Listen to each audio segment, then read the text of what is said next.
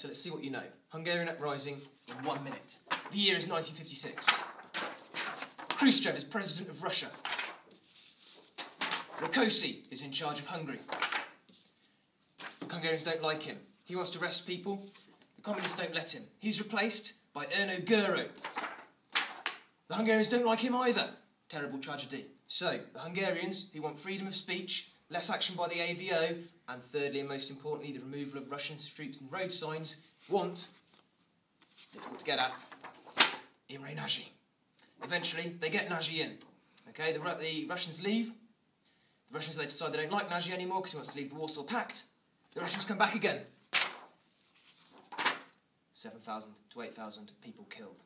Mainly Russians. A guy called Kador takes over, executes Nagy. The Russians are back in control.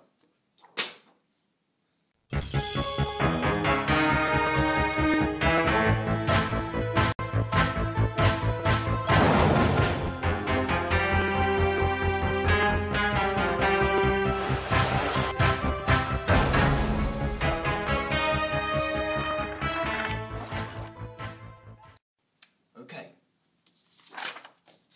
1961. The brain drain's taking place. Too many important, educated, wealthy people, or people who would be wealthy in the West, are leaving East Germany for West Germany. They build the Berlin Wall. Kennedy's president of America. He meets Khrushchev. Can they get things sorted out? Doesn't seem so because the wall is in place till 1989.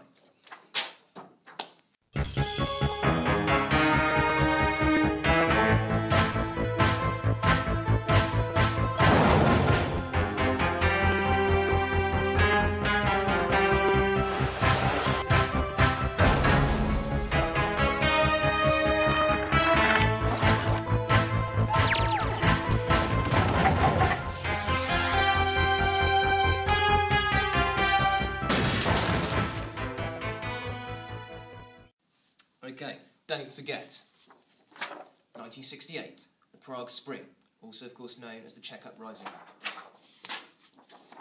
Alexander Dubček, in charge of the Czechoslovakian Communist Party.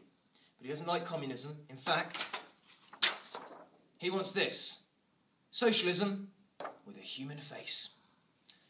Same things as the Hungarians: freedom of speech, less action by the secret police, less censorship. Promises not to leave the Warsaw Pact. Unfortunately, Brezhnev, president of Russia at the time, or the USSR in fact, is forced by the other Eastern Bloc countries to send in the troops. However, the Czechs don't oppose them, very, very few deaths. But, result, tanks are in, Soviets are back in control.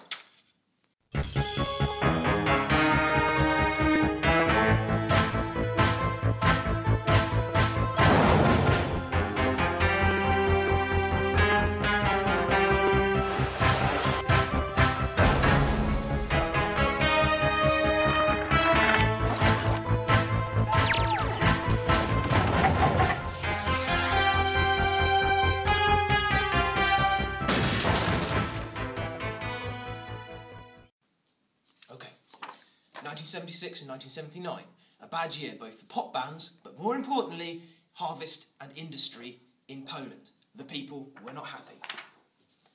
Introducing a man, I think it's pronounced Lech Walesa. He is head of the Solidarity movement, okay, a movement which is a trade union in Poland that, by 1981, has a massive 9.4 million members. They start to make demands for further freedom, particularly because they're complaining about food prices and wages being too low. The key to solidarity is, as you can see, they were in the shipbuilding industry and heavy industry, so the Russians had to listen to them because they really, really needed their product. Of course, you know the story. They go on strike, they get some of the demands, but eventually the Polish put the military in, and once again, lots of people locked up, lots of people executed, Soviets back in charge.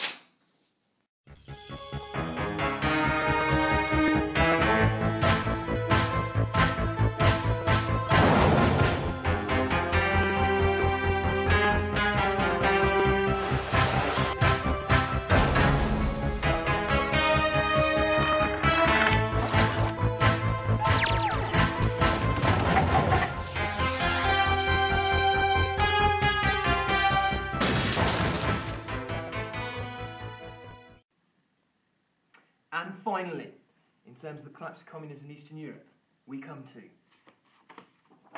the arms race. America's 8,000 ICBMs compared to Russia's mere 700. Russia can't keep up with the spending. They have to pull out. It's a huge humiliation for the communists. More money, $8.2 billion a year. This is what it's costing the Russians to keep going in Afghanistan.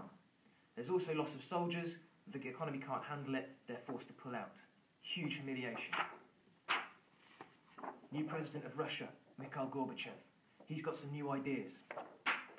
Perestroika, privatisation of small business. This introduces capitalisation into some aspects of Russia, but not Eastern Europe. This is combined with glasnost, literally openness. This means people can talk about how much better the West is than the communist state. This enables people to start to debate and question communism for the first time. This leads to the collapse of communism in Russia and in Eastern Europe.